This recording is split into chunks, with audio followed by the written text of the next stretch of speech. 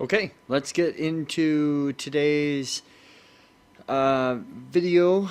The first 100 days, and it's referring to FDR's first 100 days in office after taking over for Herbert Hoover. Ugh, there we go. A couple of concepts here. What was the purpose of the bank holiday? And in general, just what are fireside chats? And we'll tell you right now, the first one has to do with the bank holiday. And then finally, why would deficit spending be needed for the different New Deal programs that FDR is going to institute? Next up, key vocabulary for the day, fireside chats, bank holiday, and deficit spending. So in 1933, FDR takes office for Herbert Hoover, and he has quite the task in front of him to make things better.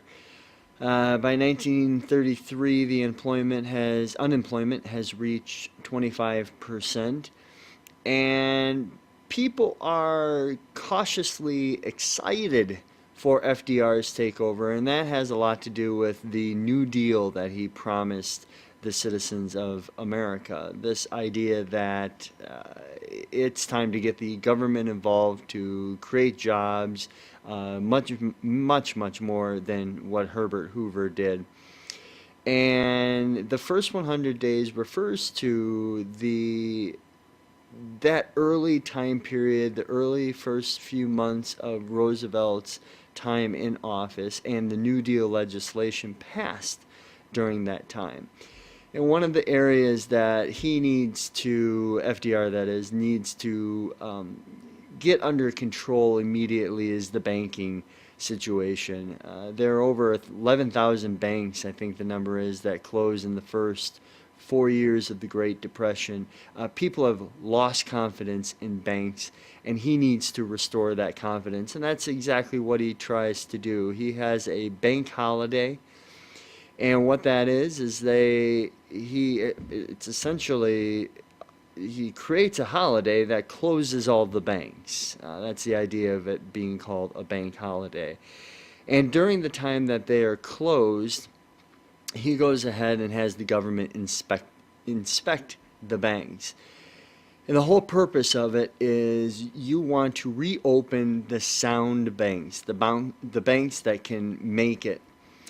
So you limit or completely eliminate any more banks from closing. This helps restore the confidence people used to have in banks.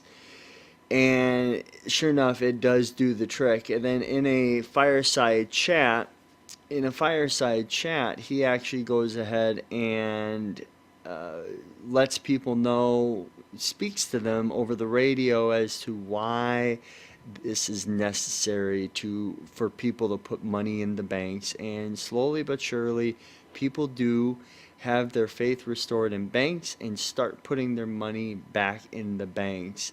Um, and this is the whole premise behind the Emergency Banking Relief Act. And he does a fairly good job of that. And there are also going to be some other advancements made in regards to restoring people's confidences in the banks.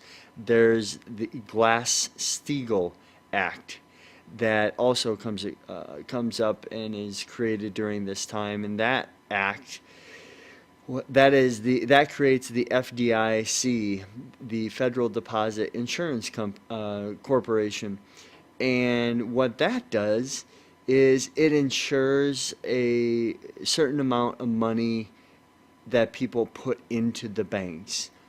In 1929, when the banking crisis hit, people lost all their money in the banks. Now things were going to be different. You wouldn't lose all your money that you had in banks. It was now going to be insured. FDR continued to institute more New Deal programs, and some of them were certainly aimed at helping out Americans in different formats. The AAA, or the Agricultural Adjustment Act, really focused on helping farmers get back on their feet.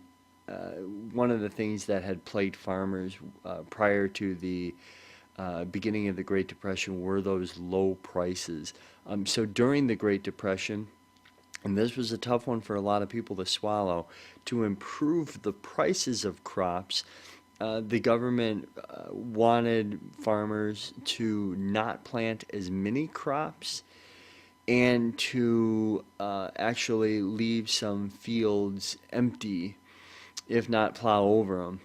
And all in an effort, this was all in an effort to bring up the price of crops. But as I mentioned earlier, this was tough for many to swallow because we're in the middle of the Great Depression. Food very often was just needed by people, needed for people. The CCC, great example of a program where Roosevelt took the government and tried to create jobs. And the CCC is known as the Civilian Conservation Corps, and it hired 3 million or so workers, all young men, 18 to 25 years old approximately, and hired them to do a lot of outdoor service work, either creating national parks or roads, different jobs like that.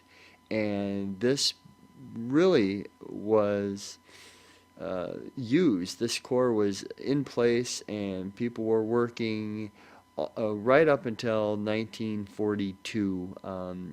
The CCC actually comes to an end because of the start of World War II. One of the other programs that we can mention is the Tennessee Valley Authority, very similar to the Hoover Dam. This is a series of dams, the TVA, the Tennessee Valley Authority. It's a series of dams that were either created or renovated, and it brings flood control and electricity to really depressed, parts of Tennessee that are really hurting from the Depression. Another one of FDR's major New Deal accomplishments during the early days of the Depression. Now, there are a whole lot more than just these few New Deal programs that were mentioned, and there's a whole lot more to come as well. And it really does bring up the question, since these are government programs, is how are these programs being paid for? And it's not the first time that we're going to see deficit spending done in the United States. The country certainly has had borrow money before, but it's the first time we're going to see it on such a large scale. And in addition to that, it's happening during a very rough economic time period, and that's what makes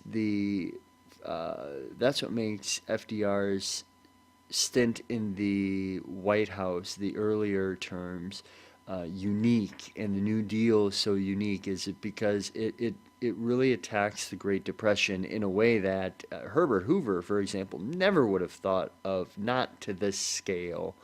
But it does create a large deficit for the United States.